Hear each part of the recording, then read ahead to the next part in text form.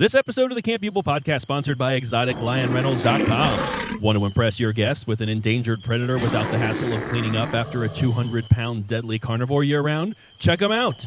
Oh no, Dad, the lion's eating the neighbors. Not for long, buddy. Don't have a proper enclosure? No problem. The Quick Start Guide includes plans for a temporary enclosure that can be constructed from common household items. That damn thing bit my hand off. You're in luck, honey. The warranty program covers all sorts of losses, and I think this may be covered. Go to exoticlionrentals.com and enter code CampUblePodcast for 20% off your first rental. The Camp Uble Podcast. Conversations with interesting people. Oh, wait, back up.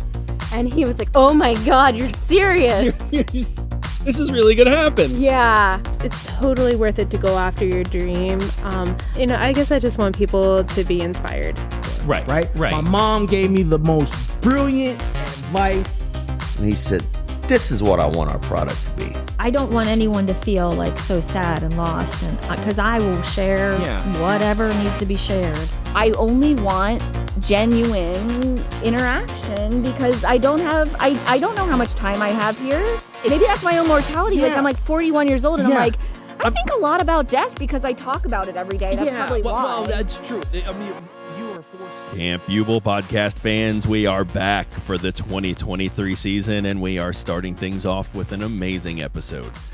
Annie joined me for a delightful conversation with my buddy Sarah. She has a very interesting career working with children, a refreshing and rooted outlook on life, and all this coupled with an uncommon ability and willingness to express both her thoughts and feelings.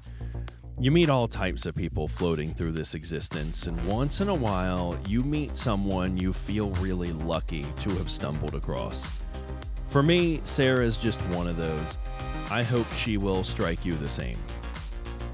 Let's get this hill on the road. Now that we're all queued up here. Yeah, awesome. Exactly. Let's do a quick intro first. Obviously, we had a little bit of a talk about, how Annie and I know each other from college and then have kind of stayed in touch over the years. I'm sure we met at a soccer game or practice. Like that would have been the first introduction. Yeah. Our kids play on the soccer team together and have now really, honestly, since before we moved to Bethel, because Acacia had the bright idea that we were about to move to Bethel, and she was like, we should put them on Bethel sports teams because we're moving next semester. Yeah. And that way they'll actually know some people on their first day of school. They'll at least have a few teammates. It's a great idea. And that would not have occurred to me at all. And it ended up being awesome. Like that, because then, they walked in and saw a few smiling faces on the first day, which that makes it a lot less intimidating than walking in. And I never moved as a kid. So like that idea of walking into a room of strange faces and not knowing anyone, right? I don't know what it's like. And it's terrifying to me. I'm like, ugh, that'd be awful, especially as a kid. Yeah. So it ended up, it was. So they've played soccer and they played when Ivy was playing basketball. You're right. Ivy, because she had been playing basketball in New Richmond for a few years. Yeah. So she thought she wanted to keep playing in Bethel. And you're right. They played a season together in Bethel. And then she just sort of lost interest after that season. But I'd forgotten they did play together. Yeah. For a season.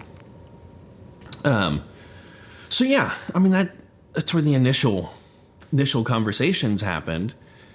And I don't know, it wasn't until much later, I think, that we had some conversations on the sidelines about moms getting sick in their later years, and then your work at the county, and then I was like, oh, okay, this lady's a little more interesting than the other parents. I don't know about that, but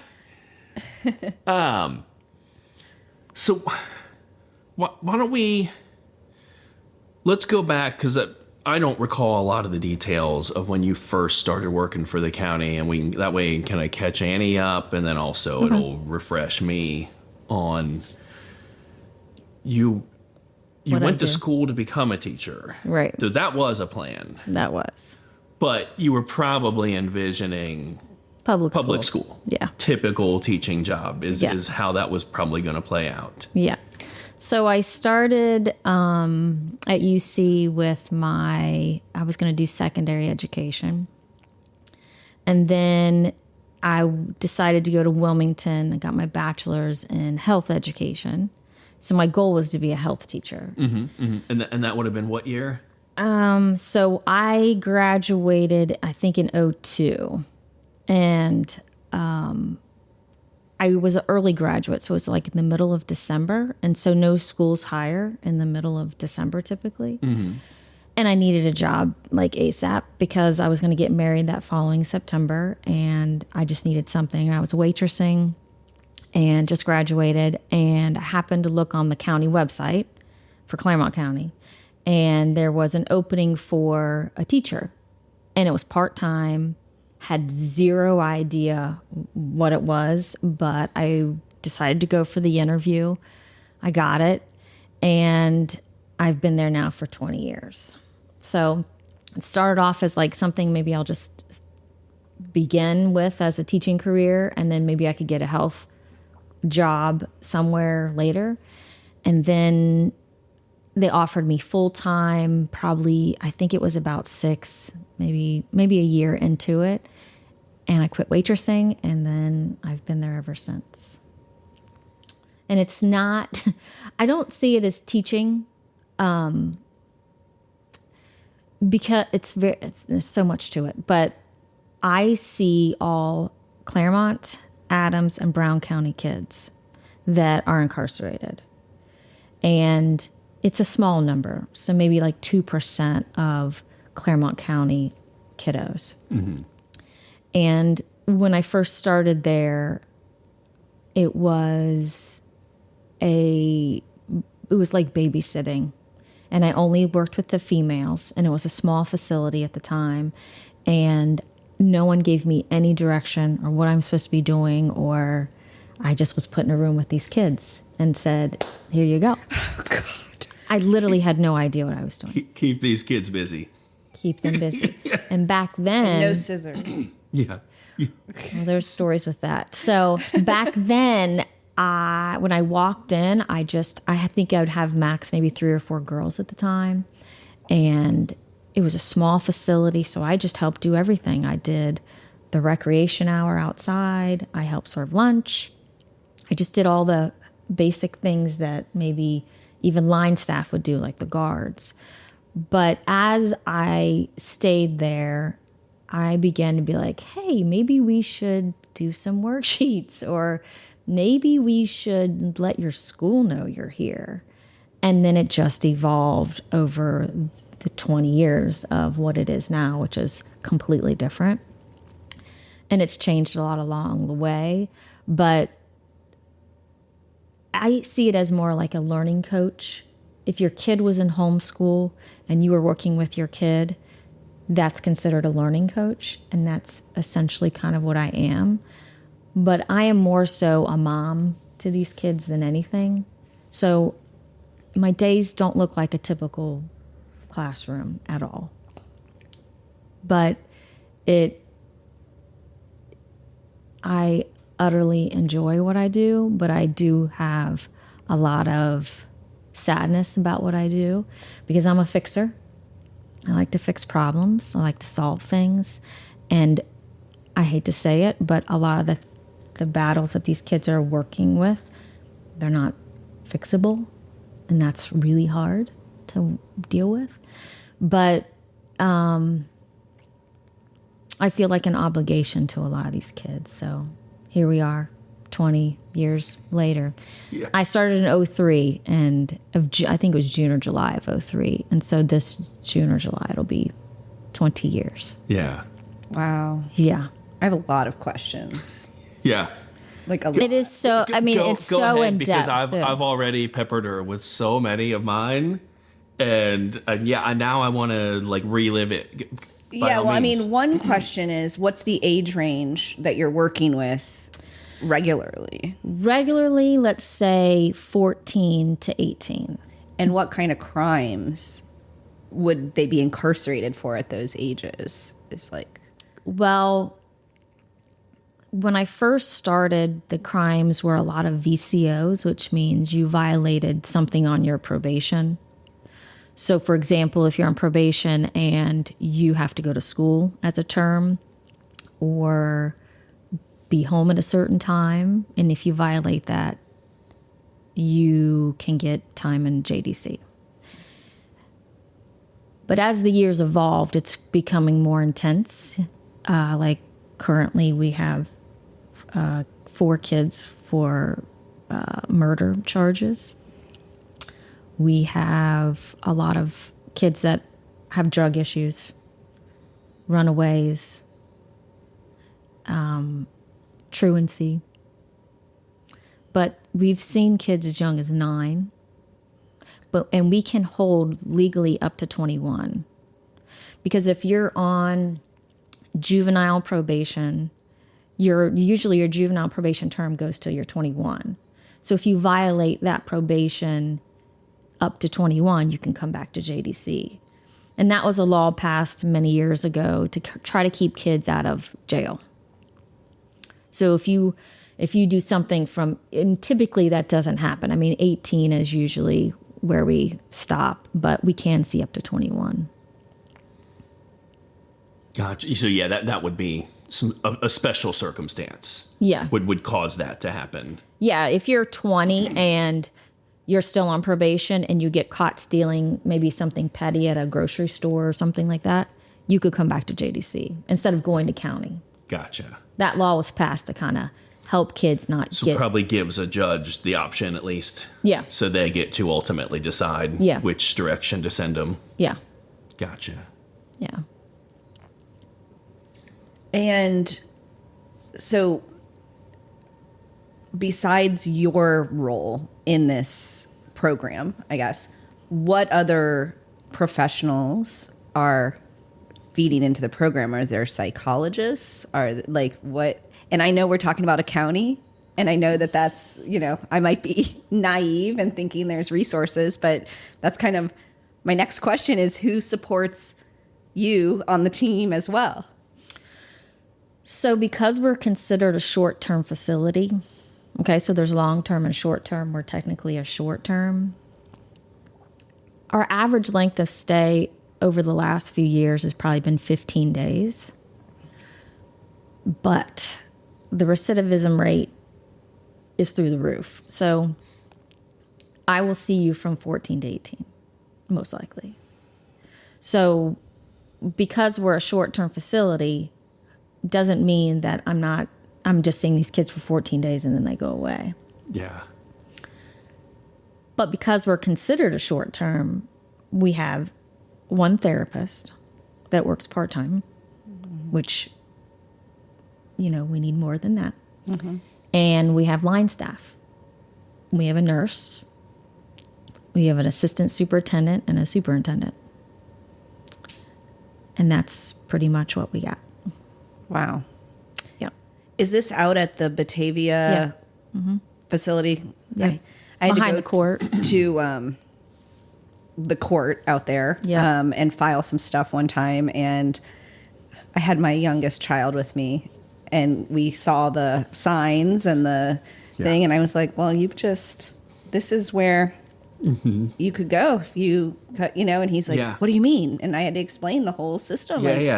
Like some kids. It's terrible because, like you were saying, the background or the problems that lead to why they're there to begin with are unfixable problems. Mm-hmm. And I see it not in the same way, but in the healthcare system where my clients are in special needs, disability classifications and not getting the services they need.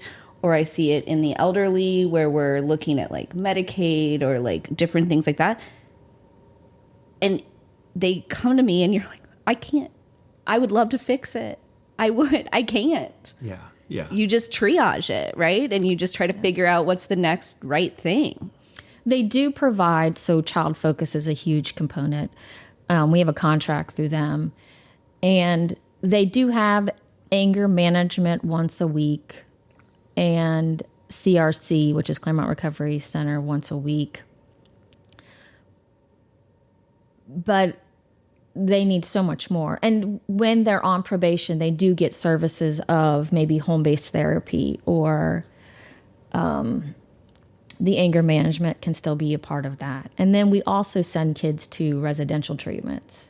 So you might stay at JDC for 90 days, but then you might go to a residential treatment after that. But I've never been to one. I don't know what they entail, but it's more of an intense place than JDC. More services are provided. Mm-hmm. But I have plenty of kids that have gone to multiple residentials, and I see them over again.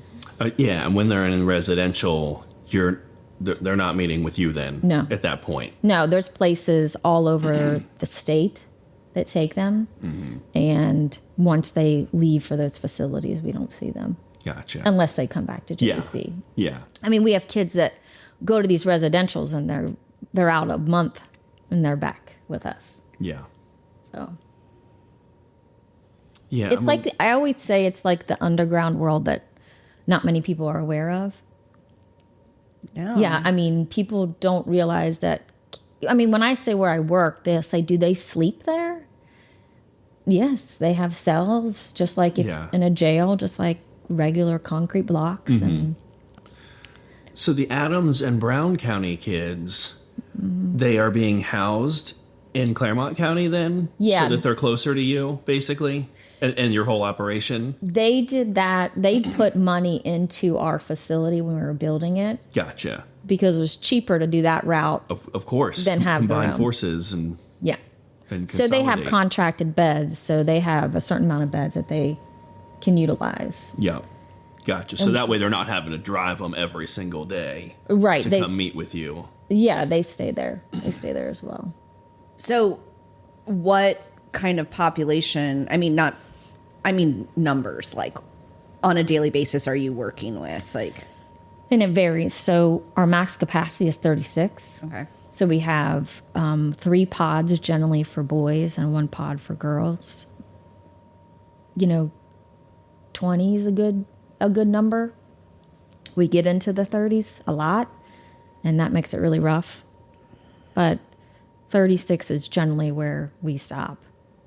But it doesn't mean we haven't had 37, 38, but we hope, the goal is try to stay in the 20s. Sure. But it just depends. Wow. Yeah. And you can stay there for 90 days, but that can be changed. So, for example, the 4 boys that we have right now, they've been there for 6 months. Oh, my God. Because they're pending, their situation. But to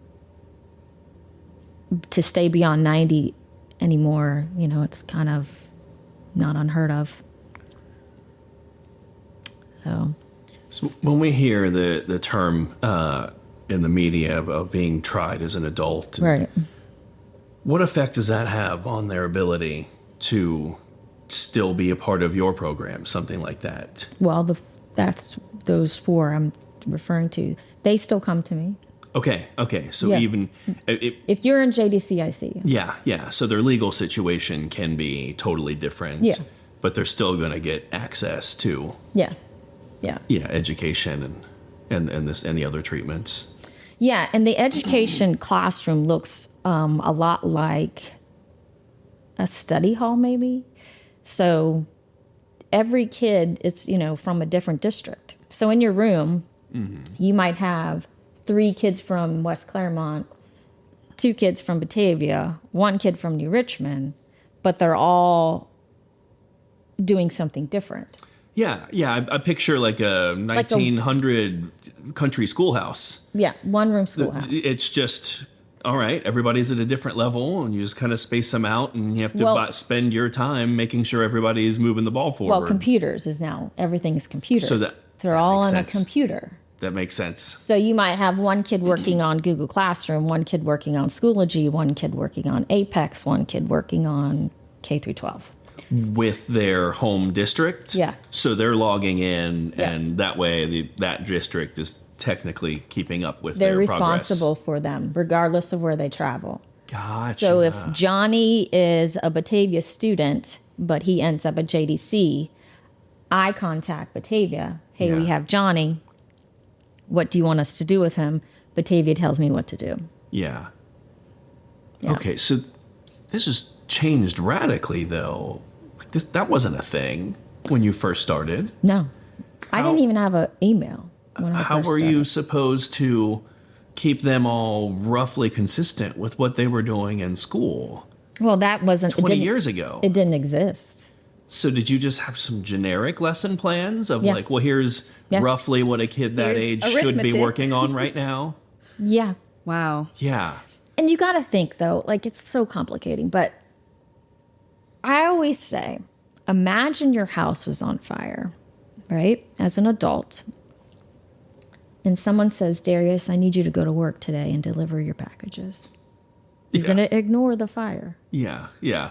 Just go. But I need you to focus. Yeah. That's what it's like for these kids. So they don't know where they're going to go when they leave there, maybe. Mm-hmm. They don't know what's happening to their little brother or little sister. They don't know all of these things, but then I'm supposed to say, your English teacher has contacted me. We really need you to work on this paper for your English. Mm-hmm. That's very hard. Oh my God. I mean, just the trauma of what these children have suffered and then you're trying to work through sit down and focus and read this book or do this, learn. I mean, that's insane to me. So a lot of times it doesn't happen, right? Of course. So we end up talking, or we end up, my room looks like you become counselor mode and mom mode at that point when it's like, well, we can still have productive time. We just might not get that English assignment done. Maybe you should paint today. Yeah. Maybe you should work on the puzzle in the corner. Yeah. Maybe you need to write a letter. So that is a productive day for me. Yeah. Just keeping them together. So, a lot of times kids are locked up because they're not doing well in school. Mm-hmm. So then I know it's like they're truant or they're just failing. What? Wait, explain, because well, I have to tread lightly on that because to the outs, I work for the county, right? So it's very political, but if a kid if a kid's not on track to graduate, their goal is to get them to graduate. The kid has zero desire to graduate. But if you contain them, they could possibly graduate. So, so it's very hard. Kind of a forced holding back of someone that's not on track and making them stay as long as you can. Yeah, because part of your violation could be you're not going to school and you're not on track. Sure. Yeah, yeah. And it's going to be a combination of factors, of course. Not just a very simple, oh, this kid's doing fantastic in school, but just doesn't show up. There's a reason. Or this person's doesn't show up. I'm sure in every case, there's going to be multiple factors going on here. So you can't just isolate one and say, well, that's the problem. But they're not, the system's not working for them, obviously. Not at all. Like there's a designated path and they are not on it. Yeah. So besides the children that you're working with, do you ever have contact with any of the other parties outside of I guess in their case, their parents, guardians? Very seldom. Yeah. I have some parents that actually call and just want to know, like, how does this work? But that's very rare. Mm-hmm.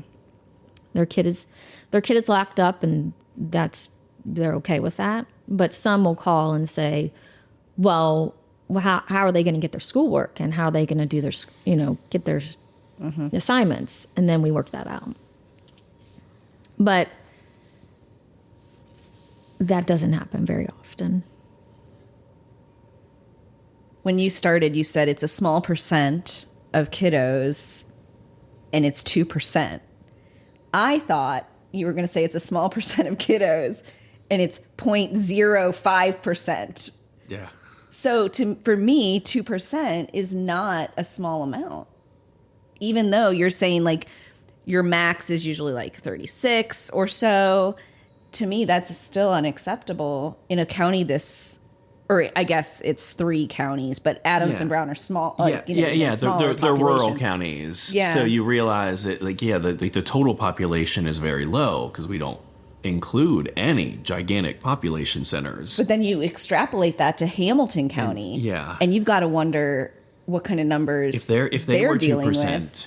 They would need a whole building to do what I'm sure they have a couple of them. Well, Hamilton County 2020, they're to the point where they just hold unless it's a felony. Okay.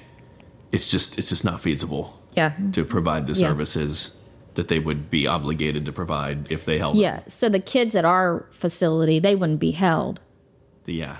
Most of them if they were in Hamilton County because numbers are not on their side over there. Just send them home. Yeah. So they would probably just stay on probation and have terms that need to be met. Wow. Yeah. It is an underworld that we don't know about. Mm-hmm. And that, yeah. And it's so sad. It's like my heart just breaks, I have one right now that she's going to leave for treatment on Wednesday, and I am so sad about it. I just love her to death. Yeah. And I don't know. I don't know what's going to happen. She wrote me a 4-page letter Thursday and says the things like, maybe I wouldn't be here if I had you as a mom. Oh, jeez. And maybe I'd still be playing soccer and, all those things that just are so hard to hear. Yes. And she's angry and she's aggressive and she's so many things, but there's also a good part to her, but not many people get to see it because they don't. I always tell her that no one wants to wait around for the storm to end. Yeah. They just run. And somehow, I don't know how, but I am able to wait for the storm to end with this child. Mm-hmm. And we do very well. Not that it's easy, but we do well together. And she said, I'm so grateful that you wait around for me and after my explosions. And it's just so hard. It's so hard. Yeah. Well, I would say you're precisely the person for her. You've waited out a lot of storms in the last 20 years. Yeah. So if anyone knows it is going to end and then there will be this whole different person, it would be you. You how many of those storms have you waited out at this point? Yeah, and honestly, the success rate, I never really get to know, because they leave and they go do their things, and I don't know. But I always think that while they're there, at least I can give them some normalcy. I do everything that they never got to do. We paint pumpkins. We color ornaments. We make cookies. We decorate cookies. This year for Christmas, I taught them how to wrap presents because a lot of them didn't know how to wrap presents. Good skill. I know. So they got to wrap presents, and then we did like a game where they exchanged the presents. They had such a good time. We painted ornaments and, and they always say, well, I never got to do this as a kid. I'm glad I'm at JDC because I got to do this. So, it's the difference of having this is similar, I think, but like foster care that is like a positive, stable safe place versus, you know, more trauma and abuse. And so like having you as the kind of stabilizing figure on a daily basis has got to be like such a relief to so many of them, that they're not walking into chaos. They're not walking into something every day where... And we get to see like the better side of them, because not the better sometimes, but drugs are out of the picture. They're getting fed. They sleep at night. There's no cell phones. There's no makeup. There's no fancy clothes. So all that's been stripped. So you just get the kid. And most people don't get that when they're on the outs. Yeah, their parents probably don't even remember what it's like to be around that version of their kid. Right. Because it's been so long since they have. It's pretty amazing, though, that all this goes on a daily basis, and we don't ever think about it.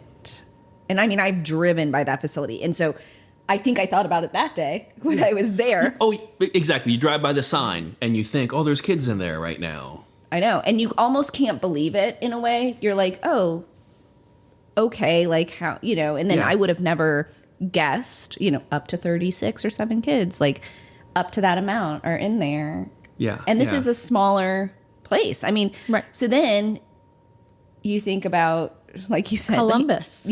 Columbus, Hamilton County and Cincinnati. Like you think about these other populated cities and you're like, holy moly, like, what is going on? Yeah. So do you feel when it comes to drugs, that you know why people are coming in, or like if there was a drug offense or drug addiction, or, you know, they're going to go get treatment? What is it? Is it meth? Is it opioids? What are we looking at these days, like in this younger population? Anything and everything. So heroin, meth is on the comeback. It faded out for a while. Now it's back. Obviously, marijuana, pills, whatever's available. Yeah, kind of whatever their situation makes available to them. Yeah. Not too different from the adults. Right. Wow. Yeah. So how do you cope with all of this? Because I know my job, I have trouble with death, disability, and disease, like dealing with it on a daily basis. But you're dealing with I deal with some inevitable stuff when people get older and they die. You're dealing with ongoing trauma on a daily basis. That's different. And maybe I don't cope with it well, but I cry a lot. I don't know if that's a good coping mechanism, but I cry a lot. I think it is. Yeah, it's normal. I love to cry. My kids know at work I cry all the time. It's like relaxing. I'm a crier. I cry all the time. I don't know. I do yoga. I walk a lot. The biggest thing for me that really hit me hard was I had a therapist that worked at JDC with me for a long time, and we did well. We were good at what we did. And then she left, and that really, because it's hard to talk to people that don't live the world, because they don't get what I'm trying to say, or talk to them about a kid because you don't know the kid. So when you have that taken, it's pretty tough. But I like our new therapist we have now. And one of the teachers, there's 3 of us. I'm the lead teacher, but then there's also 2 other teachers. And I like both of them. But, you know, to talk to my husband about stuff, it doesn't really work. Because he doesn't get it, you know? Like I read the letter that the little girl just wrote me on Thursday, and like he listens, but he's not living it. Yeah, it doesn't. It's not going to hit him the same way that it does you. Plus, it's heavy as hell, and you have your own life. Like, I know when I come home, if I start to talk about something that's depressing or like coming from work, and I don't even want to talk about it at a certain point. It's like we're all dealing with another level of stuff at home too, like your own life, your own family, your own drama that happens. So it's just so hard, and you're carrying this whole load with you all the time. To throw a ringer and all, in 2020, I was diagnosed with breast cancer. And I think maybe because I'm so stressed sometimes, because I was living this pretty healthy life, actually a really healthy life, for many, many, many years. And I think back to like, what could have, I feel like cancer just happens, sometimes, but what, you go through this soul searching of like, why me? What did I do? Of course. Yeah, crazy. And then I'm an emotional person, like a very emotional person. So I think maybe what if that like sadness, like that I feel a lot, like maybe that triggered it. I don't know. But I just try. I try. No, I mean, it's amazing what you're doing on a daily basis. I mean, but I do know just carrying the weight of it is a lot to carry. And I'm not doing what you're doing. I don't know that I could. And it's a lot in the sense of like, if I could fix it, I could do it. Sure. I'm doing it, but I wish there was like a happy end. Right. But for most of these kids, there's not. It's like you're giving them the warm blanket for like the 15 days that they need. Yeah. And then they're going back out and there's no warm blanket anymore. And it's hard to even talk to other people because, if I say the crime that they did, most people are going to be like, well, they deserve to be there. Right. No, right. Yes and no. I hear you. They're going to close the door to any further discussion. They deserve that. Any humanizing discussion, at least. I'm like, I understand that. You're right. They should be punished for what they've done. But if you talk to them, you might learn why they do what they do. They weren't raised like us. Yeah. It's very easy for someone outside of any of this to say, that's it. That's the punishment fits the crime. They're guilty. Well, okay. Like, when have you ever stepped in these people's shoes? Like, it makes me furious because nothing's black and white. Everything's gray in life. Yeah. And I can't stand that mentality. Yeah. For just kind of an example, we were watching a movie. I do a reward system on Fridays, so if you're good, you get to eat a bunch of junk food and watch a movie. We were watching Miracles in Heaven. I don't know if you've ever seen that, but it's a great little movie. But just one of the scenes, it's just a normal family setting, sitting at the dinner table, eating. Mm-hmm. And the girls weren't talking to me. I heard them talking to themselves, like to each other, and they said, "Wouldn't that be cool, like to sit down, like to dinner with your family?" Yeah, it's heartbreaking. And all of them are like, "I know." They're just so normal. And so for somebody who has been raised with a family eating at the table together, they deserve to do life. To not understand that there's a population in America, in every country, that has complete dysfunction and all sorts of issues that are happening, trauma, abuse, systematic, failings, everything. Mm-hmm.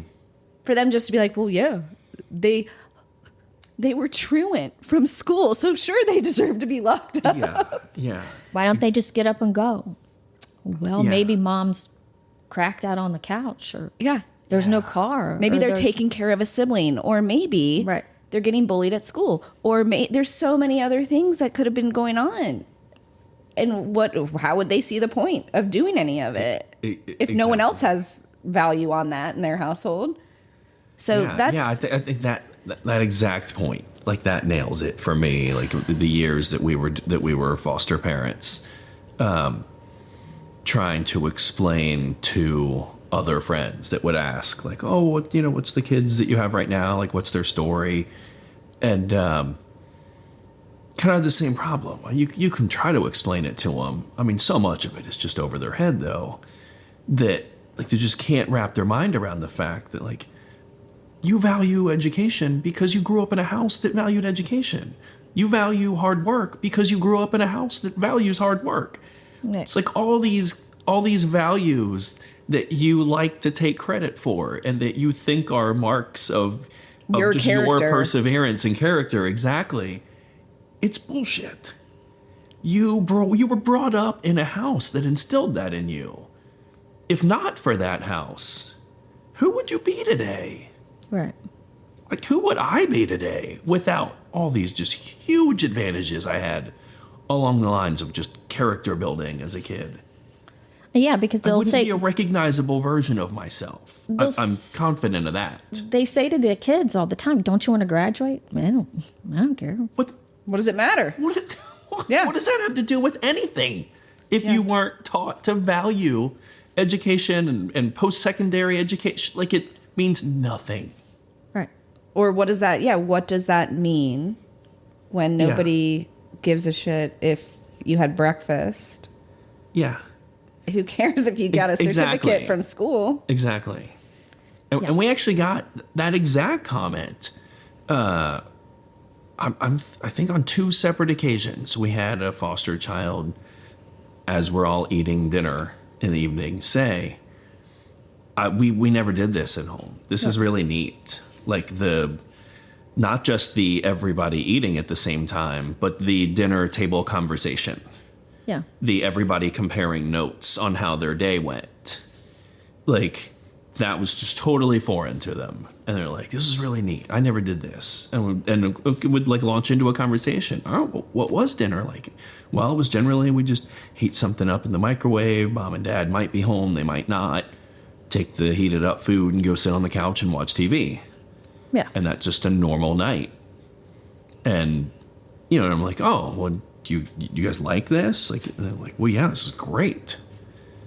But, I mean, there's connection. Had they not had that little taste of it, I'm not sure how they were going to figure that out on their own, other than seeing it on a sitcom and abstractly wondering, I wonder if that's as nice as it looks on TV. Yeah. Yeah. But I don't know what the chances are of the kid who just sees it on TV actually growing up to raise that kind of family that does that. That seems extremely unlikely to me. Yeah.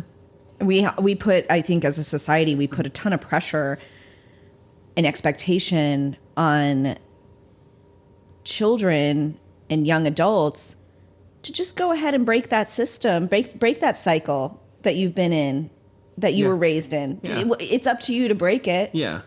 How Look at this person who came from abject poverty and went on to become prime minister. the one shining example of system breaking on their own or cycle breaking. And then you're like, they should just break the cycle. And like, we're sitting over here like, oh, I had every opportunity handed to me to do well because I had that background or I had that support that I didn't choose. I just had. Yeah. We're put on a path. So messed up. Oh, man. So how do you feel like the next step for you? I mean, staying here, you're committed or like not like, I'm not saying like you're trying to leave, but I think at some point that's going to be really difficult to be like, I'm kind of done with this. Well, I retire in 32 years is where. Okay. So,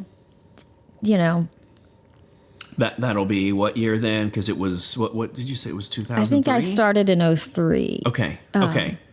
So you're 30. Yeah, I'm pretty sure it was 03. So I'll be around 58-ish. Yeah. Maybe. I don't know. Hopefully there's other people along the way that will, step in. So out of all the resources, like what do you feel like you would benefit from in the classroom setting? Like if you could have it, like, or in your role, like, is it more other support people, like other therapy hours, other that, or would you think like, is it equipment or different enrichment things, or like, do you feel like there's anything that could be make it better for you and for the one of the best people? things I do is I have a library. Sounds crazy, but in my room I have a little library, and it's amazing.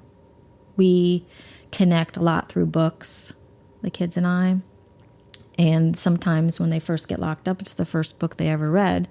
But when you're locked up, you read because you're bored. You know, when you're in your cell, you have nothing else to do. Yeah. Yeah.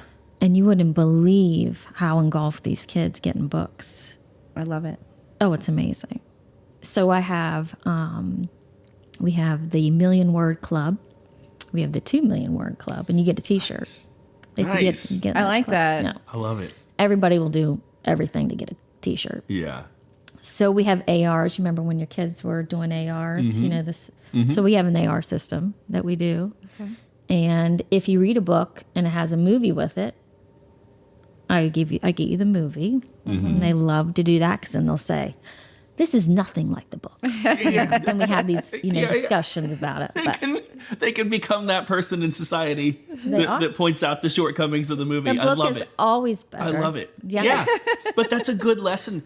You can be told that 1,000 times. Everybody should experience it at least once for themselves, though. Read the book and be disappointed. To read a good book and then be disappointed by the movie. Happens all the time. Because it helps solidify for you what's so amazing about books. Yeah. It's a summary right there in one experience. Yeah. Because the book's happening in here, and like nothing on that screen can ever match what you're doing in here with the words. Yeah, they always say, well, they don't look anything like I thought. Or, Yeah. You know. Because to me, my version's better. Yeah. It's just like, I love how it all went down in my head. Yeah, no, the county director is... with an unlimited budget is ever going to do as good of a job as I did in my own head. Right, yeah. And the county's super great about allowing me to get books. So I order a lot of books off Amazon.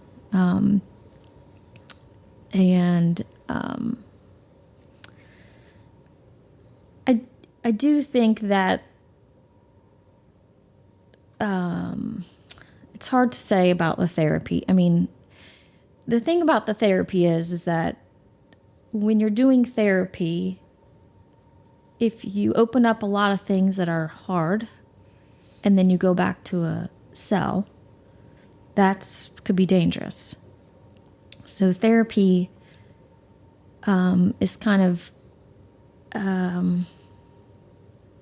is difficult where we are. Because you can't just go outside and walk it off or play basketball because you're feeling all this stuff. So it's more like putting out fires on a daily basis than digging down deep into what we need to work on because of our circumstances. Sure. If that makes sense. But a lot of the kids do get child-focused therapy outside of JDC. And they do connect well with a lot of the therapists. In a dream world, I would love to take them camping, on adventures, to see different things. But that's not feasible. So I feel like they would benefit most from things like that. I thought about it today. I was thinking, because it was so nice outside, it'd be so cool to take a group of kids without all their stuff, their phones and all that stuff, camping, just to expose them to the because they don't even get to do like outdoor things. Yeah. They don't play in the grass, and they didn't grow up like, my daughter today is building a fort outside. They didn't do those things. But again, so it's so hard because I don't know what would help them, we can't provide. What would have helped them is when they were infants and toddlers. Yeah. And you can't get those years back. You know, the damage is done. Exactly. And then even that, like from our experience in foster care, there's the problem that, you know, we have sort of, society has collectively decided that top priority is going to be stay with your own parents. So we're not going to just remove every kid whose parent sucks at being a parent. We don't have the resources. We're not even sure that we morally and ethically are in complete agreement on that, even if it was possible. So, like, we're always going to default to stay with mom and dad. It's not illegal to not be a great parent. And so you're even, yes, in a perfect world, you know, we could get those years back and do it over again. But even in a lot of cases where we know it's happening because the kids are being periodically removed and placed into foster care for a couple of weeks, and then they're back home again, and then they're back in foster care for a few months. Even when we know, we've still sort of, as a society, decided we're going to default to just let this play out. And so, you know, on the one hand, like, we're clearly letting those kids down because better probably could be provided for them. But if we can't all come to agreement on what better looks like, then we're just going to keep putting them back in that situation and just let it be what it's going to be. And it's heartbreaking for anybody that gets a regular view into this, whether you're law enforcement or working for the county like yourself, or like our few years in foster care. You watch it and it's hard to watch. Very because hard. You see that somehow we are collectively failing these kids. We just can't get all on the same page on, like, what would it even look like if we fix this? Yeah. But it's like everyone involved sees it as, oh, we are failing these kids. Everyone from the officers that are responding to the calls to the county workers who are ultimately placing children to you and the prison staff that are trying to actually care for them. Yeah. I talked to a CASA the other day about his work in the court system as the child advocate and everything. And he said in the past couple of years that he's been doing it, it's gotten even harder. Yeah. Like, he said even since COVID and everything else, he said that just it's devastating. Mm-hmm. And he does it because he really wants to help in some way. Mm-hmm. But he said it's awful. It's just so sad. And I really give such, I mean, you're not doing your job so that we can all be like, it's amazing that you're doing your job. But I think that it is amazing that you're doing your job, because to go to work and carry that every day and see it is, and you said you're an emotional person, which I am too. And so it would be really, really, really hard to come home. I mean, I come home, I had 2 clients die in the last 3 weeks, and they're old. I mean, they were elderly. It's not like this is like a surprise, situation. Yeah. But I still come home and I'm thinking about their families because I met their families and I helped do something for them or, whatever. And I just feel it. And I'm just like, this is so still rough, depressing. Mm-hmm. But to see it in real time where you're dealing with minors with potential in their heart, they're not old. They're not at the end of their life, and their life has already been shitty enough. And now we're kind of like, well, what's next? Yeah. And that's just so, super beyond lowered hard. Expectations. Yeah. It's survival. We're all, everyone I feel has good intentions, why wouldn't you want a kid to graduate or... Yeah, exactly. Everybody has good intentions, all the staff and all the higher ups. But I feel like if you're not with them and listening to them, that you're missing a lot. And some of them, I mean, they're difficult. I mean, I'm not saying this is every day's it can be very difficult. The behaviors and the sneakiness and the lies and the things that they do, boggles your brain. But I always go back to, well, why did they feel that's necessary? Why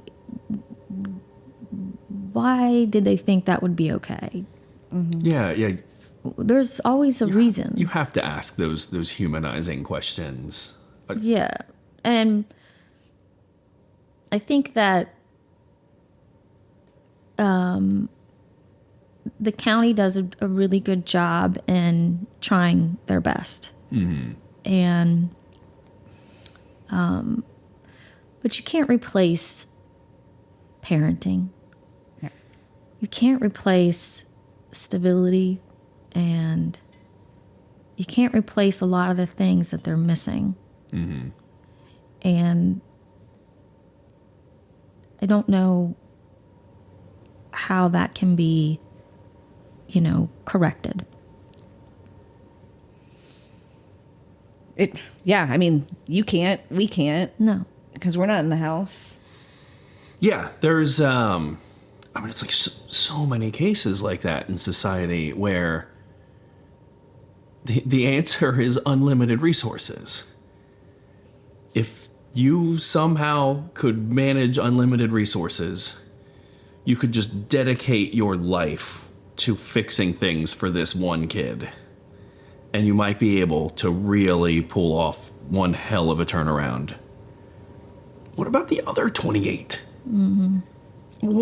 How is that supposed to work? And like, your own family needs you at the same time. Like, they have their own needs and wants and their own disappointments, and they need support at different times and in different ways.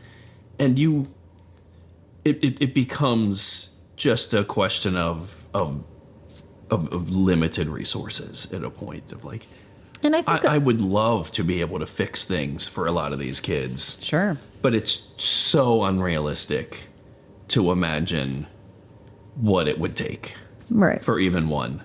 So what can I do for a room full of them? Right. And I get, because when I watch the news, let's say, and I see a crime on TV, especially if it's adult against like a child or something, easy to judge, right? Like, but I wish people could see beyond some of their actions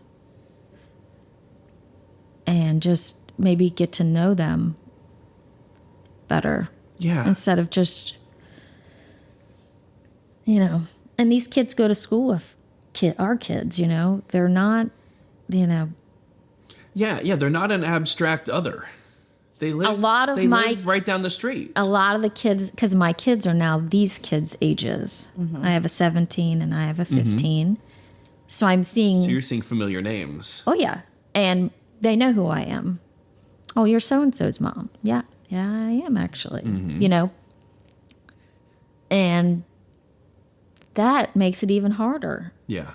Because you're sitting next to my kid in class and they, people just don't have any idea. Yeah. It's crazy. Yeah. So what kind of training, I mean, you said when you first started, you had no idea what you were supposed to be doing or how to they just threw you in kind of. So since the 20 years that you've been doing it, what kind of trainings, if any, have you really done or had to do or elected to do maybe? Yeah. I've gone to a lot of things over the years. I haven't lately, I would say, but over the years I have. But it's such a small world that I am a part of something called Teams, which is juvenile teachers that come together and just kind of collaborate and share ideas. And that has been pretty helpful because, you can throw out a question to your teams and say, just any question and they get that world. Yeah. But has anyone had to deal to with go this? to a training for people like me, there's not much available. I mean, Yeah. do you know what I mean? It's just a small percentage of people that are working with incarcerated youth. Sure. And I think that you kind of said it at the first part, like the job is not really super defined in a way. It's like, yeah, you're there to kind of coordinate some lessons with the homeschool that they're from or the district and kind of try to keep them going. But then there's all these other issues that are like social, emotional learning issues and like impulse control and, it's clearly so much more health. about being what they happen to need in the moment and being observant enough to see that in the moment. We do have success stories of kids that are like, okay, I'm here, I'm going to do my work. Mm-hmm. And they graduate and they do well. Mm-hmm. But I think society's trying to catch up with all these kids because for a long time, everybody was like, they're the forgotten kids. But now like the ODE is stepping in more and people are stepping in more to try to make JDCs more accountable for what kids are doing and learning, which I appreciate. But you also have to understand the circumstance. You know what I mean? You have to understand the circumstances. So, goals have to be fluid in a moment. Like So I told you I do that reward system on Fridays. The goal is to graduate high school, but the reward on Friday is much more important, right? Mm-hmm. So each week we get daily goals or weekly goals. Yeah. So your goals might be to do a certain amount of quizzes or you have to read a book and take an AR on it. That motivates them more to get that reward on Friday of course. than the future of graduating. Yeah. Yeah, that's so amorphous to say, oh, I'm going to get a certificate to graduate at the end of this, or like... Yeah, long-term goals and delayed gratification seems like doesn't really have a place in that room. Like but hot Cheetos on Friday, I can see that. Well, it's universal, yeah. Exactly. Yeah, exactly. And my kid... It's close enough that it's attainable. Yeah, and so I go shopping usually on Thursdays, and I get them the worst junk food on the planet. But it works. Yeah, of course it does, yeah. It works. And then tell me what movie they want. So I try my best to get that movie. But, it's here. It's right now. So it works. Mm-hmm. But. Yeah. Yeah. So I feel I want to pull this to other subjects. I know, just because you've got my job is so weird. You've got all this interesting stuff going on, and I could spend 10 hours talking about just your job, probably 20 hours. But I still I wanted. You started to tell me one day about how it was working through the county that got you into yoga. Yeah. And that is so fascinating to me, and how it sort of helped. Really, your entire life. Yeah, it kind of, there was a program, Simply Power Yoga, a lady that runs that. Her name is Heidi. And she had this vision to go into corrections facilities and bring yoga into corrections facilities. And one of them was ours. And she started coming to our facility. And all the people that would come in, they came in like once a week. I fell in love with all of them. I'm like, this is, and the kid, to watch what these kids would do, like you have like a room full of 16 and 17-year-old boys like laying in the Shavasana pose, all quiet with eye pillows on. It's like unheard of. But yeah. So I started working with Heidi. I said to Heidi, I could do this. And then I got trained through Simply Power Yoga, through Heidi. And then I started teaching outside of JDC, and then started really doing a lot of the yoga by myself at JDC. But then COVID hit, and you know how that went. And it's been slow getting yoga back because the dynamics we have right now at work. But it is so beneficial for me, you know. It has to be. Yeah, like it. And I teach it on Mondays here in our town. Yeah.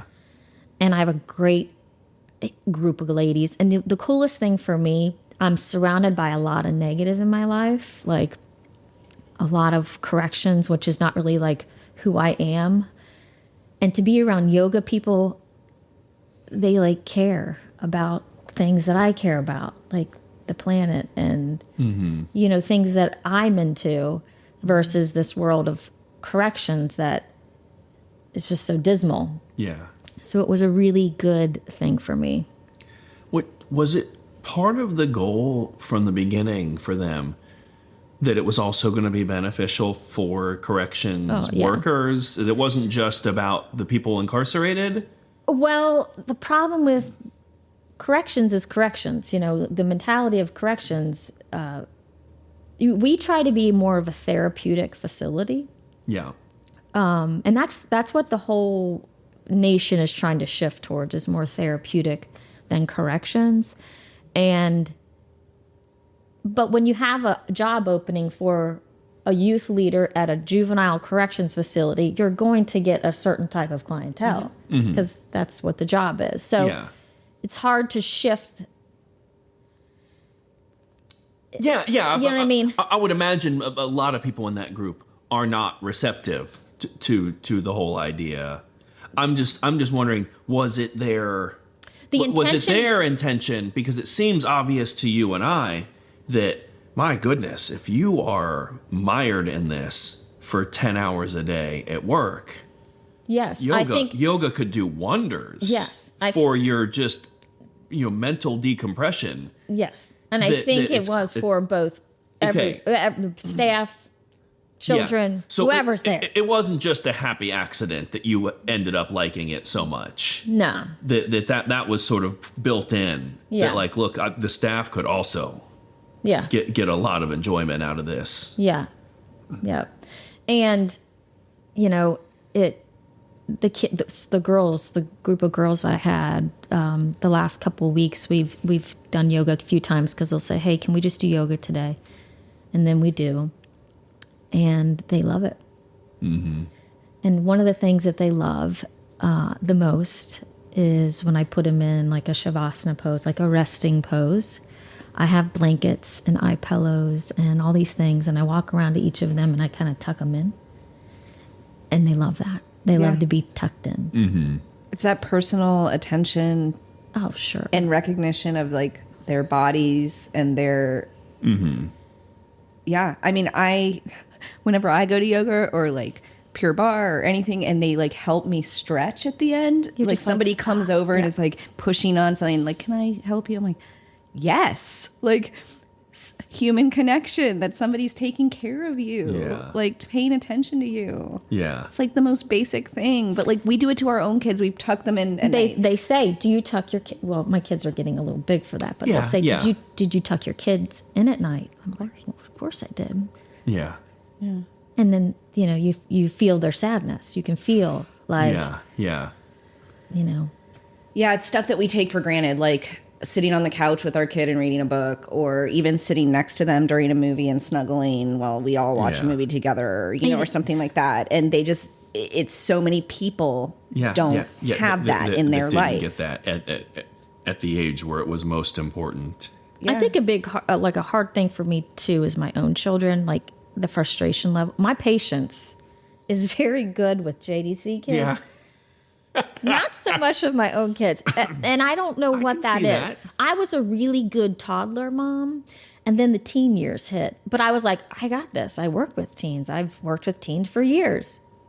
But it's different when it's my own kid. My patience, for whatever reason, isn't on par. But I think part of it is like my brain saying, do you realize how good you all have it? Yeah, do you realize? Exactly. Like, it's funny. Just last night, a buddy that was in the Army, spent some time in Afghanistan.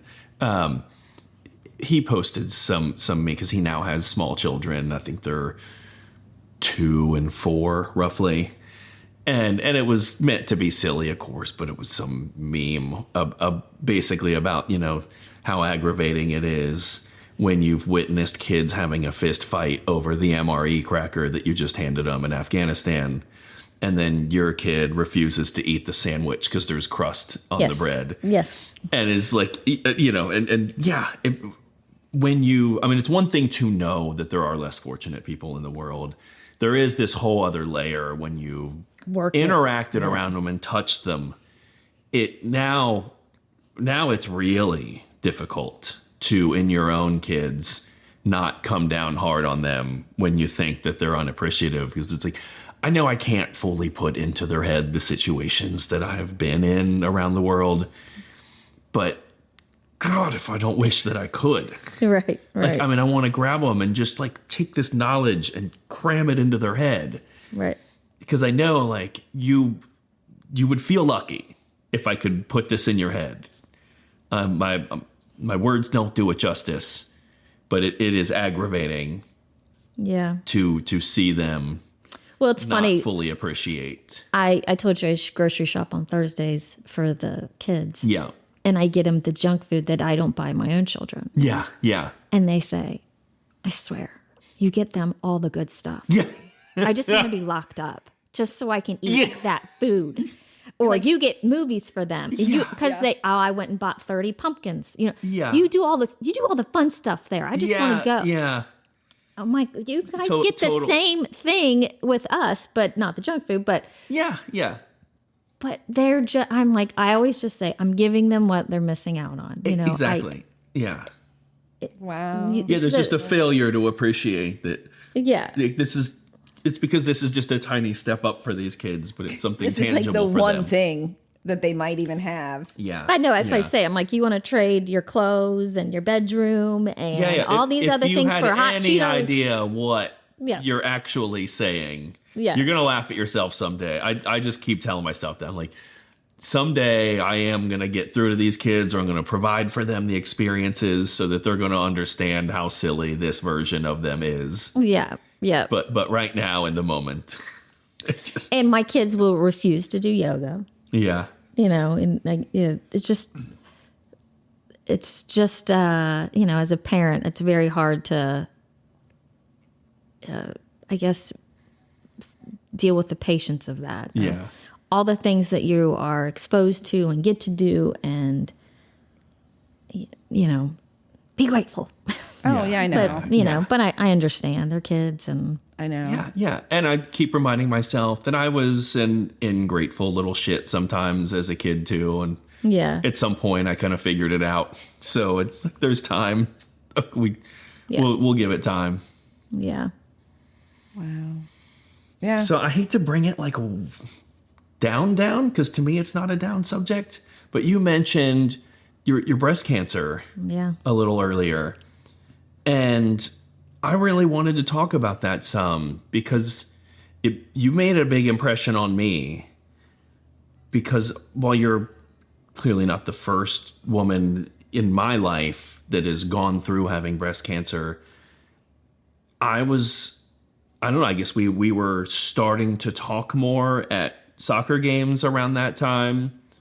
So I was uniquely receptive to your messaging about it. Gotcha. And you happen to be very open, just writing these awesome monologues about how you're feeling and the whole experience. And then I was in a headspace to actually want to read them. Yeah. At that point in my life, where I'm like, oh, it looks really long. You know, some friends post really long things and you just keep scrolling. I don't have time for that. But then other times you're like, I don't really want to read what this person has to say, actually. I'm gonna read this through to the end. So that was what made your whole journey just interesting to me, was that you were so open about the whole thing. Yeah. Where does that come from? I don't know. I've always been a really open person, probably too open at point sometimes, but if there is such a thing. Yeah, there might be, but my biggest thing was, before I was diagnosed, I knew people that had breast cancer. You know, I didn't really know much about it, but when I was diagnosed, my daughter was in gymnastics, and her gymnastics coach I knew had breast cancer. Mm-hmm. And I had so many questions. She was the only person I knew to call. Mm-hmm. And we had a relationship of gymnastics, not anything else. And I just didn't want anyone else to feel like that. Because without her, I don't know, I had so many questions. And so she was the one that referred a surgeon to me. She was the one that told me where to go to get a prosthetic. She was where to buy a bathing suit, like all of these things that I was like, I didn't even know that they made prosthetic boobs. I had no idea. Yeah, just the whole learning curve. I didn't even everything. Whenever I heard of a mastectomy, I thought you just cut both your boobs off. Like Right. I didn't know you could take one. I just didn't think of that. Like it just wasn't a thought to me, I guess. But I was diagnosed in 2020 and what a horrible time to be diagnosed. Well, not only that, my mom has had dementia. She was dealing with dementia. So in like a 6-month span, I had to put my mom in a nursing home. I got COVID, and then I was diagnosed with breast cancer. Like all of these things were hitting me like, what the hell is happening? But it was such a quick, fast. I was going for a normal mammogram. I was 43 at the time.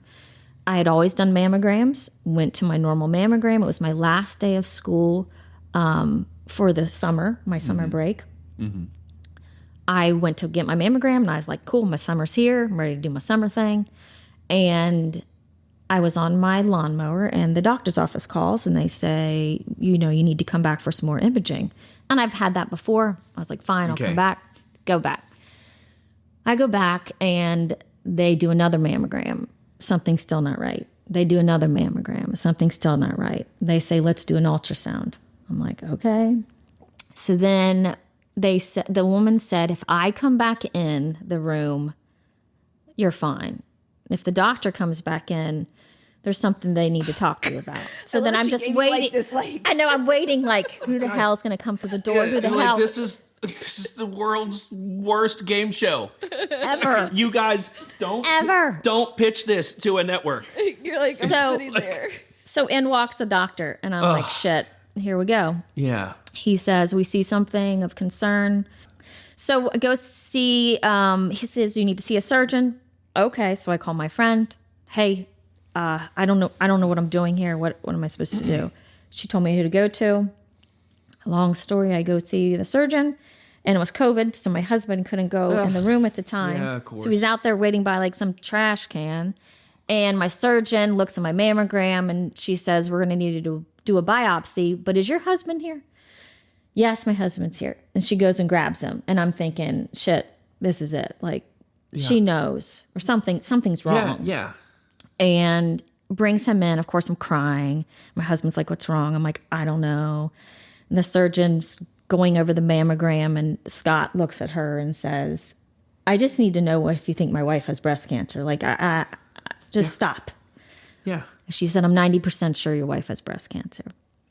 And both of us were like, what is going on? So we leave there freaked out. The next day I do a biopsy, and then it came back positive for something called ERPR positive, HER2 negative.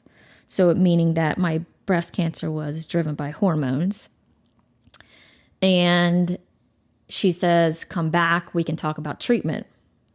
So I'm just like, all of this is happening like speed, like fast. Yeah. And I don't know if I'm the worst at remembering what's said in intense medical meetings like that. Yeah. So I've now learned I have to write everything down, because otherwise, if I think I'm going to go home and start Googling things from memory, not going to happen. Yeah. Because I'm going to blank.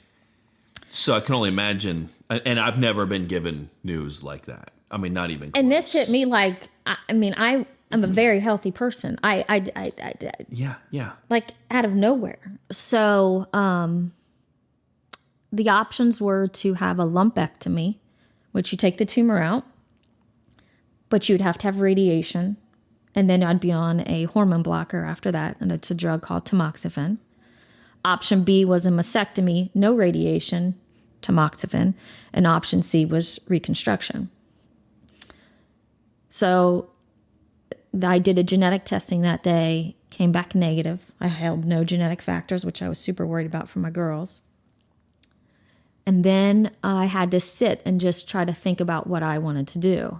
And my whole life, I always said, man, girl, if I got breast cancer, I'm cutting those off. Yeah, just... But now I was sitting here like, I have to make that decision, right? Yeah. Now you're standing there looking at somebody with a knife, trying to give them the yay or nay, and finding that it's hard to make the words come out of your mouth. A few days later, Scott's on the mower, and I sat there and I thought about it, and I was like, you know what? I'm cutting the boob off. I can't. My personality isn't good with, I worry. I'm a very big worrier, so I thought if I leave the boob, I'm going to worry about the boob. So Scott's on the mower. I stop him on the mower and I said, I'm cutting it off. He said, okay, great. I'm going to keep mowing. Sure. Great. All right, let's do it. Let's do it. Yeah. So called her back, basically told her what I wanted to do. I had to do an MRI. The MRI came back. It was 1.7 centimeters, I believe, or 1.9 centimeters. So the size of a peanut. Yeah. Showed no lymph node involvement. All good stuff, right? Get the surgery. The surgery agreement was mastectomy, unilateral, and take out 1 lymph node, your sentinel node. So in your armpit, you have multiple lymph nodes. She would take out the one main node to get it tested. But when she went in there, it seemed off. So she took 5. I wake up, everything's okay. She doesn't tell me anything about the lymph node, just to give me, I guess, time. And then a few days later tells me about the pathology, and my lymph node did come back positive, which we were all kind of shocked because the MRI didn't pull it up. So that changed my treatment plan. And one of the main reasons I decided on a mastectomy was so I didn't have to do radiation. I try to live this holistic lifestyle, and now I'm being forced to do all of these things that my whole body is against, and radiation was one of those. Yeah, of course. But now radiation was on the table because of the positive node. Yeah. So I did 16 rounds of radiation. Miserable. Fried my skin. Everybody reacts differently. I reacted really bad. Did that.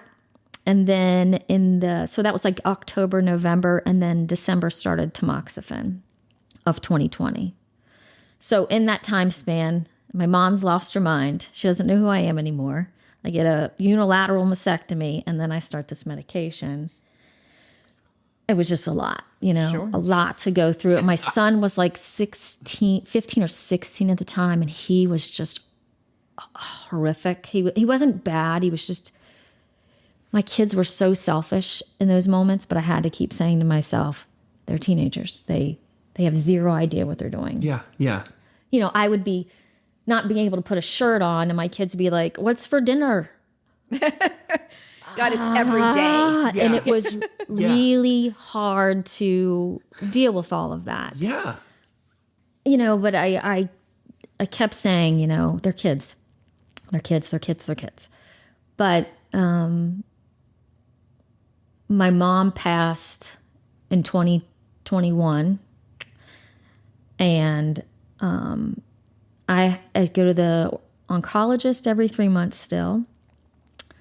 I go to I get a mammogram every 6 months, and then alternate it with a MRI every 6 months.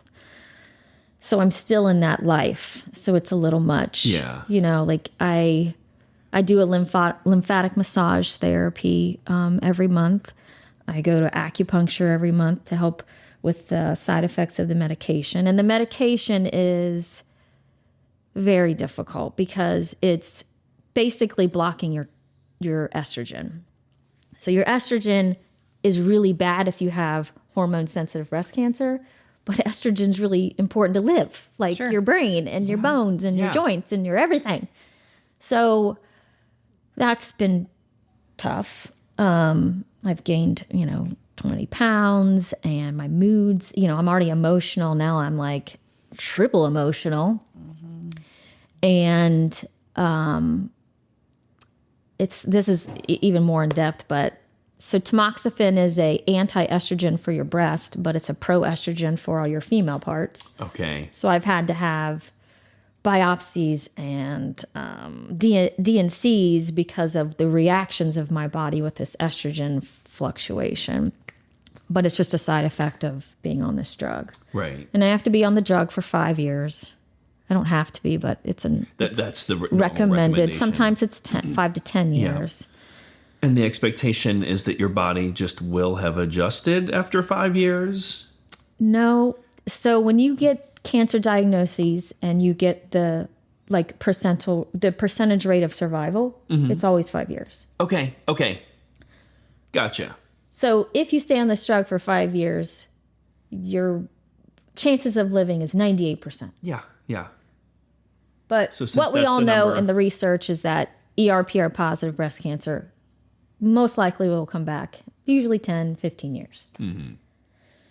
So I'm doing what I'm supposed to be doing. Because again, it's like this situation where you have zero idea what you're doing and you're relying on everyone else. And if you Google too much, you'll go crazy. You just have to do what you think is right. Because everyone's going to say, it's your option to take this medication. It's your option to do this surgery. It's your option to do whatever. And you have to dig deep and say, I guess I'll do this. And you have no idea if the decision's right or wrong. And you're forced to make these decisions. And it's awful. But that's all you have. Yeah. That's all you have. So I'm doing what I think. There's no secret to a better way out.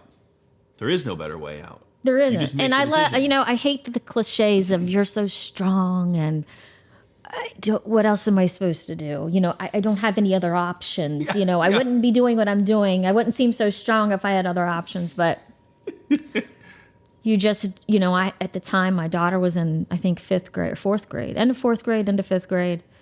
And though they were the only, I would think of them, I'm doing this based off for them. Yeah. And it was such a sweet moment. I said to my girls, what do you think I should do? Do you think I should have a mastectomy? And my daughter goes, Mom, it's just a boob. And you already fed us. You did your role. It served its function. And Dad She's will like, still I'm done with it, so... cut it off. And I'm like, all right. I don't need it anymore, Mom. Yeah, Just get rid of it. Exactly. It helped though. Yeah. It helped. And I was like, you're right. And Dad will still love you. And, not that I worried about that, but I had this little kid helping me make this decision. Yeah. And then, it was kind of shocking in the breast cancer world. And a lot of women talk about this, is that the thought of going flat or not having reconstruction is kind of pushed against you. Surgeons don't want you to do that. Really? Yes, which is very strange to me because it was encouraged for me to do the lumpectomy. Is that because there's Because some the percentage- 50-year-old psychological study that insisted... Possibly, but they said the percentage, you're not giving yourself 1 or 2% when you just do the full mastectomy versus the lumpectomy. I said, but for my brain, it's more important. Just cut it off. I'm going to think about it every day, all day. Just cut it off. Yeah. But I think they think the psychological effects on that person might be detrimental. So they encourage you to not go flat. Yeah, they do this. Interesting. Which maybe I'm sure it comes from a good place. I'm sure- To me, it I'm hoping. strikes me as infantilizing. right. Of just just trust us. You're not going to handle this well. Well, it's we rampant know misogyny, know better. Well- so just My surgeons, they can do a mastectomy where they leave a little flap, and that means that in the future, if you decide to change your mind, and I said, I don't leave the flap. I don't want the flap. Yeah, just do it. I promise you, it'll be fine for me. I mean, I'm sure some women, when it comes to their breasts, they're just all about it. It's never been a thing for me. Yeah. So it didn't really. It's not an identity. Not at all. crisis So for for you. me, it was, it wasn't about, how I was more curious of how's this all going to work Yeah.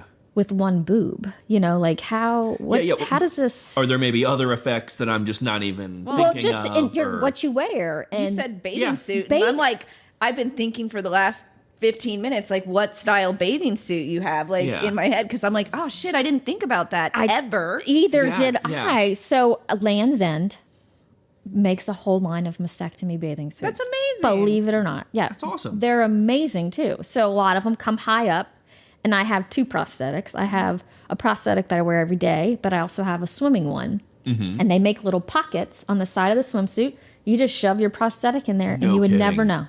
Yeah, that's great. My grandmother had a unilateral mastectomy and never reconstruction or anything. Yeah. And so I didn't know that though for a very long time that was her body. It was not brought up to you. No, I mean not until I was probably in high school did they ever tell me that she had even had breast cancer and had the mastectomy. And obviously I had never seen her body. But we were in Florida all the time. I mean, she was wearing a bathing suit. Somehow I just didn't really think about it or notice it. And then later in life, she was a little bit more talkative about it just as I was older and everything else. But I mean, it didn't bother her one bit, honestly. She didn't think for me either. I mean, I'm sure it did at the time. Like this was in the 80s, maybe like early 80s or late 70s when she had breast cancer. I think I wasn't even born yet, so maybe late 70s. But I'm sure at the time it was probably a little jarring. Like, how do I cope with this? Well, and plus, things were different. And things probably weren't as available to you back then. There was no internet, first of all. Like, how was she? She had to seek out, somebody had to give her a phone number of somewhere to call to get the things. Yeah, there's word of mouth on where services and products are even available. There's one prosthetic woman. Her name is Tammy. I love her. She serves all the way from Columbus down to Louisville because she's the only breast prosthetic woman. Really? Yeah. She is busier than busy. I'm sure she has a booming business, unfortunately, with all the cancer. Business. Yeah. But, your grandmother probably wasn't. No. And honestly, but the older she got, she never said much about it and I don't think she really cared or it didn't bother her very much. But it was just, I just don't think people talked about. Right. Yeah. The normalization of what happens next, the practicalities of living afterwards, after you go through this. And I love that you had to, share it, that you're sharing it. But I was even thinking to myself, I'm like, oh my God, who would I call if this happened to me? Yeah. Now you're on my list. Exactly. Yeah. But that's one of my things is I thought 1 in 8 women, I'm sure it's going to be 1 in 7 here real soon, are getting breast cancer. I don't want anyone to feel so sad and lost, and because I will share whatever needs to be shared so they don't feel alone, because there's so many little things that you do learn along the way about bras and bathing suits and prosthetics and acupuncture and the lymphatic massage thing. My lymphatic massage therapist had breast cancer 15 years ago, just had a reoccurrence, but she's taught me so much. Sure. My acupuncturist, she got breast cancer 5 years ago. So I have this big team now of women that I can go to, and we all help each other. Mm-hmm. And before this, I knew of people. Sure. Yeah. That's about all I had, Yeah. But it was a big hit. I'll tell you that. A big hit, just because I remember reading a book and it was shutting off breast cancer. It had a little light switch on the front, I think. And after I was diagnosed, I read it and I remember throwing it across the room. I'm like, I do everything that you're supposed to do already. So again, I'm a fixer. I can't fix this. How am I supposed to sit with this? I can't do anything better than I'm already doing. This is really hard. Just in the anger, not trying to sound mean, but so many people do so many bad things to themselves. Yeah. And I'm not one of those people. And why? I'm doing it right. I'm doing it right. Did you breastfeed? Yes. All 3 of my kids for over a year. Are you eating healthy? Yes. Are you exercising? Yes. Do you smoke? No. Do you drink? No. I was doing what you're supposed to do. Yeah. And got my mammogram and, did what I was told. And so the anger, it's much better now, but it was really, really hard for a while. But my dad's a great person to kind of put things in perspective. He says, the universe isn't out to get you, Sarah. It's just some things happen. Bad things happen to good people all the time. And they do. And I'm learning that that's just how it is and trying to be okay with that. Have you read Kate Bowler's work?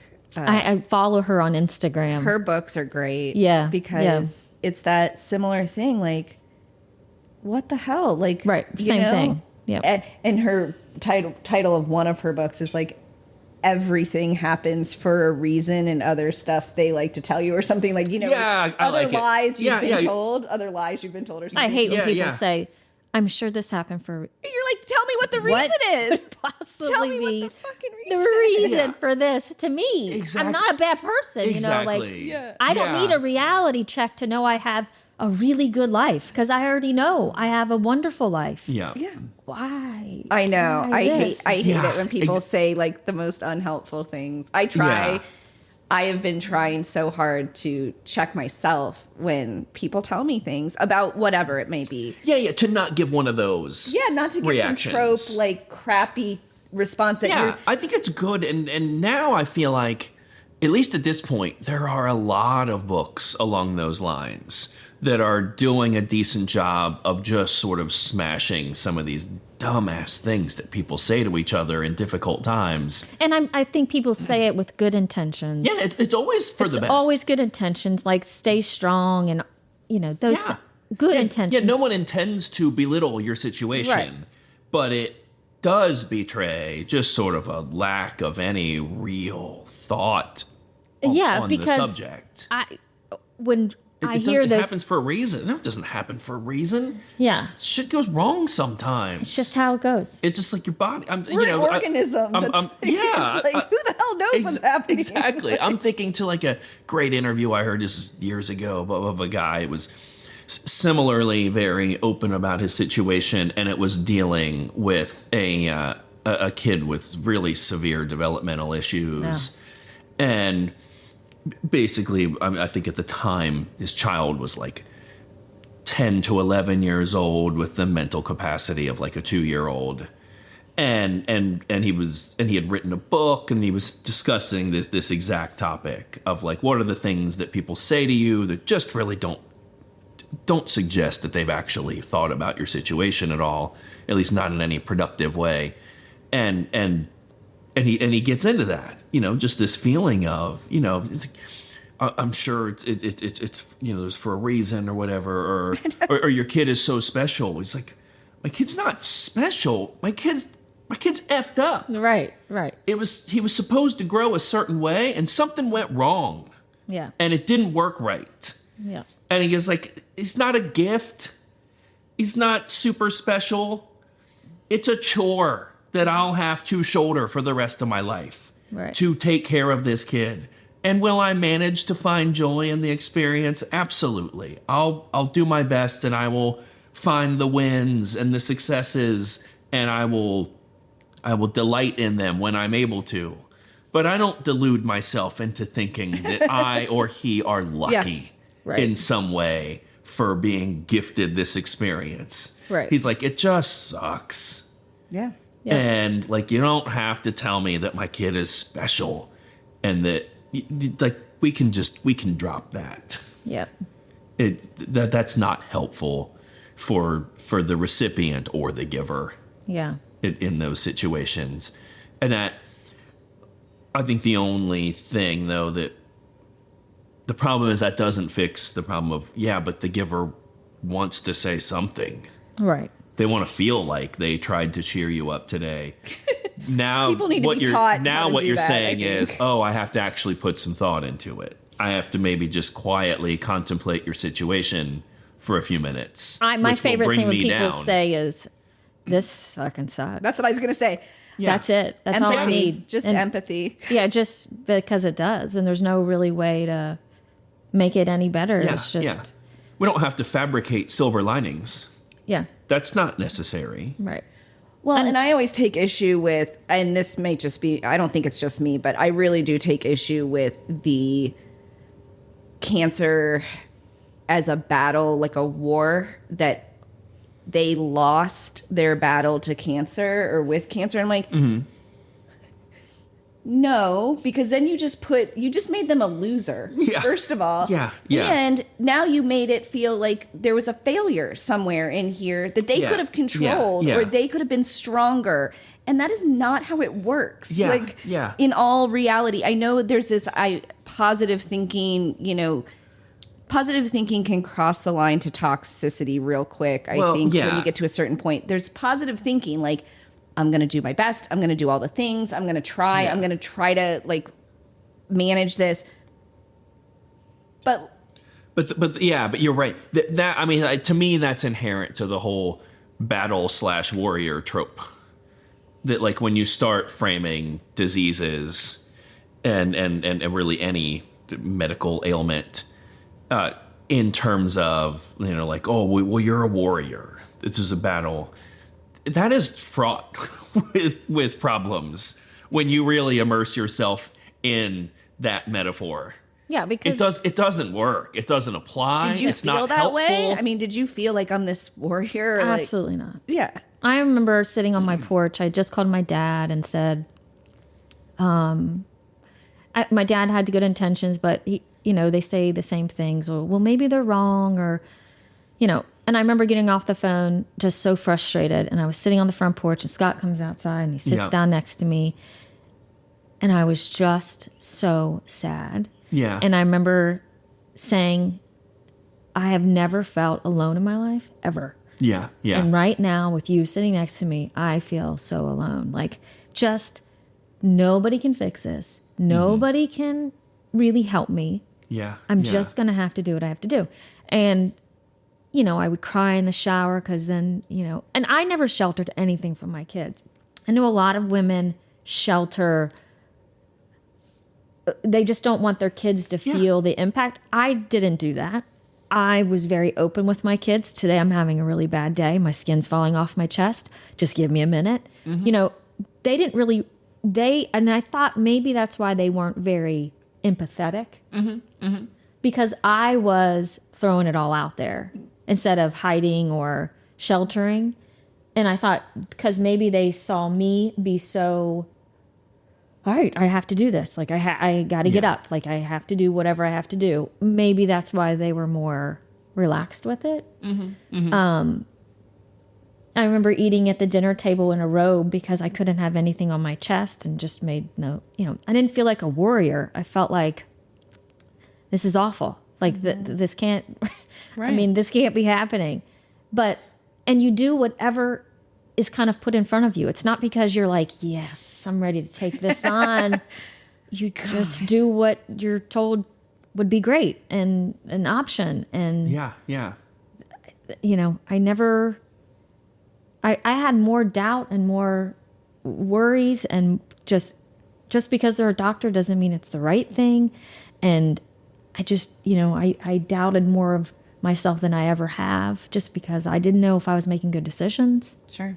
And I, like I said, I think people have good intentions, and, but my whole purpose on sharing my journey, especially on Facebook, and I had a blog that I was writing called Swimming Through Sand, How My 40s Have Tried to Kill Me. God. I'm going to read it because that's how I feel right now, and I'm 42. 40s have not been very kind to me, especially losing my mom, and just everything, was happening to me all at once, I felt like. My kids are teenagers, and I think that's really hard. But is I don't want people to think that just because you see me a certain way, like you see me bouncing back pretty well, doesn't mean my journey was very easy. Yeah. It's just some people are able or enjoyable. Or enjoyable, or any less hard, but I think sometimes people have those personalities. I'm a go-getter. I keep going and going and going, and that's kind of my personality anyway. But it doesn't mean I'm not pissed off. It doesn't mean that I'm, self-doubt or, and a lot of people I think have empathy with the whole mastectomy thing. And for me, I told everyone, I'm like, that was the easiest part. Yeah. Yeah. That's the easiest part for me, not for you or whoever, but for me. The hardest part is knowing that this shit can come back at any moment, at any time. Yeah. Cutting a boob off. Yes. How do you fully put that out of mind? You can't. You don't. Some days are better. Some days are worse. Yeah. Any ache, any pain, because breast cancer comes back in your brain, your liver, your lungs, and your bones.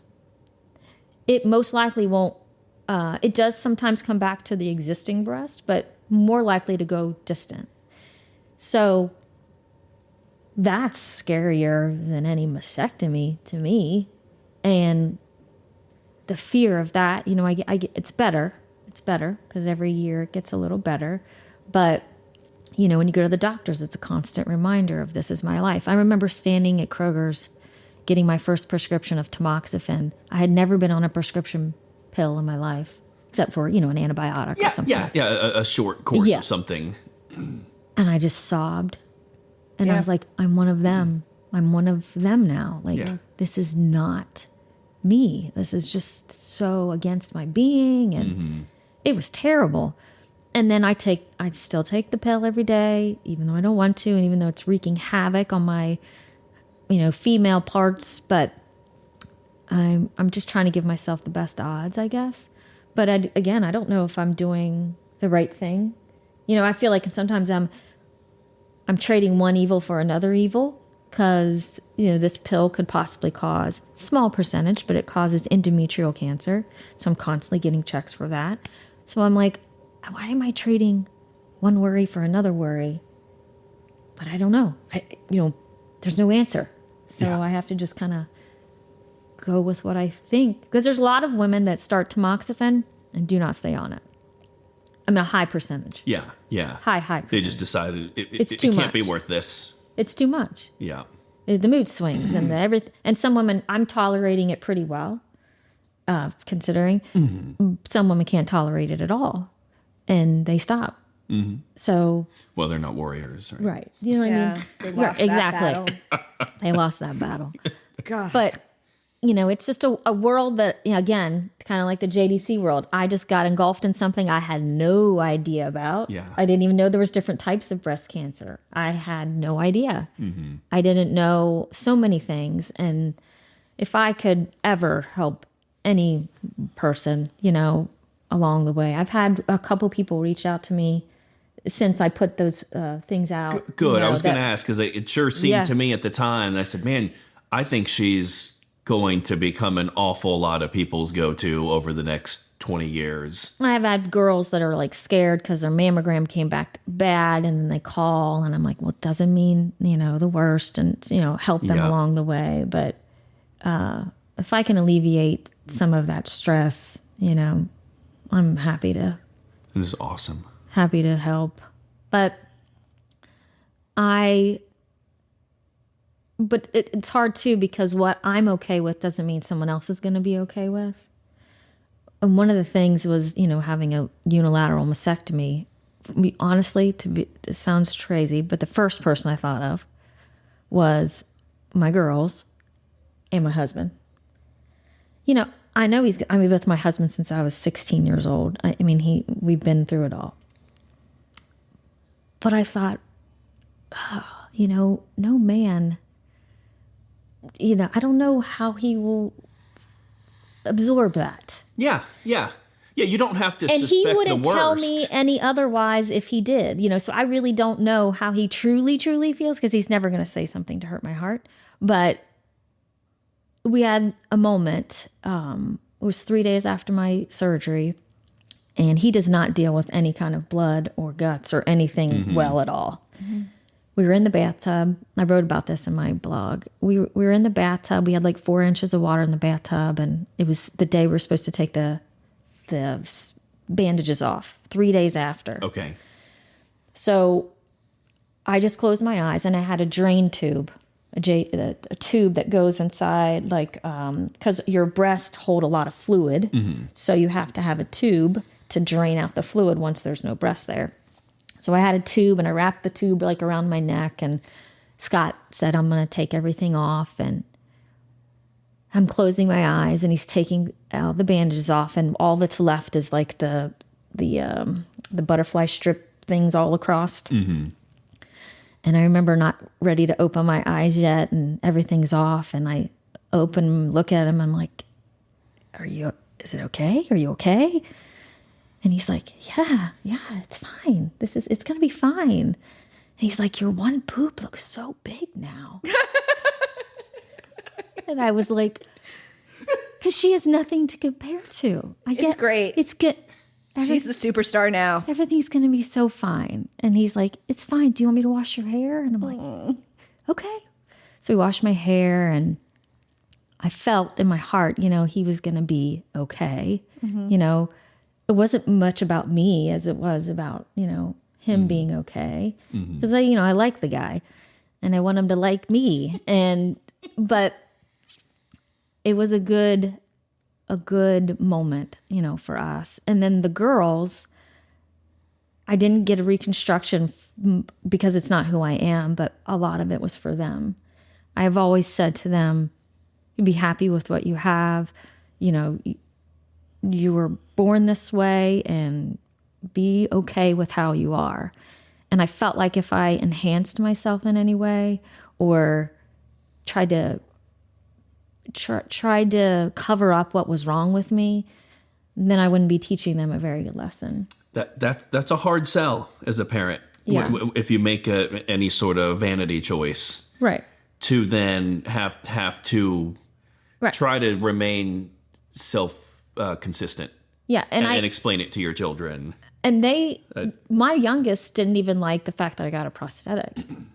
But I said to her, I'm not trying to look different. I don't want to stand out. So this just helps me not stand out. And she was like, okay. Allie was okay with that. But I feel like they've learned a lot, even though they don't know it yet, with just being okay. And this is where I am, and I'm okay. It doesn't necessarily impact me in a negative way how different I am now, but it's okay, Wow, I'm gonna pull up the blog. I was just saying, Sarah, thank you so much for sharing all this. Yeah, it's a lot. Yeah, you came. Well, when we first started, you're like, I don't know what we're. Well, Darius, when he first reached out to me, I was like, Darius, I'm not a very interesting person. I don't really know why. Then I had to tell you the same thing that I tell everyone. No one thinks they're interesting. Yeah. Because you live your own life every day, and you're like, well, I put my pants on and I brush my teeth just like everybody else. Like, what's so interesting about my life? Right. And it's hard to see yourself through someone else's eyes. But I just feel like, I don't know, I find everybody so damn interesting. I trust now you understand why I hold Sarah in such high esteem. She's a deliberate and considered soul. In other words, she's one of us. On a side note, she also recommends fantastic books. Twice she happened to recommend something where I was kind of in between books for my book club and had a little time, and they were fantastic. I hope to get the time to release a few more episodes this year, but time will tell if I can actually squeeze that in.